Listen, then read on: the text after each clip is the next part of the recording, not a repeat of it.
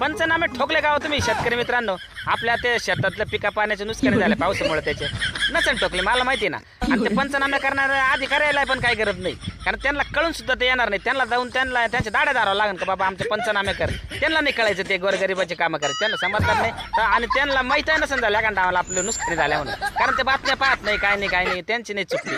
आणि बरं एखाद्या टायमाला या काळात आहे ना ते अधिकारी एखाद्याला आजारी पडते, नाही तर सरकार त्यांना सुट्टी पण देऊन टाकेल. सरकारचं काय खरं नाही राहिलं आता. अहो शेतकऱ्याचं जीवन आहे ना, अहो तुम्हाला सांगा शेतकऱ्याचं जीवन आहे ना, ह्या लोकांनी फार नुसतं भंगार करून टाकलं, भंगार. आता पहा ना, तुम्हाला सांगत नुकसानी झाल्या आपल्या. आता परत पुन्हा एकदा तेच बे.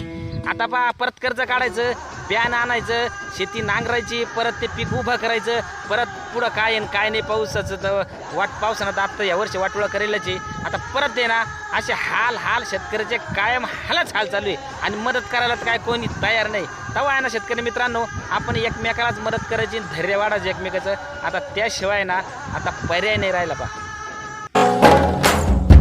आधार कुणाचा नाही.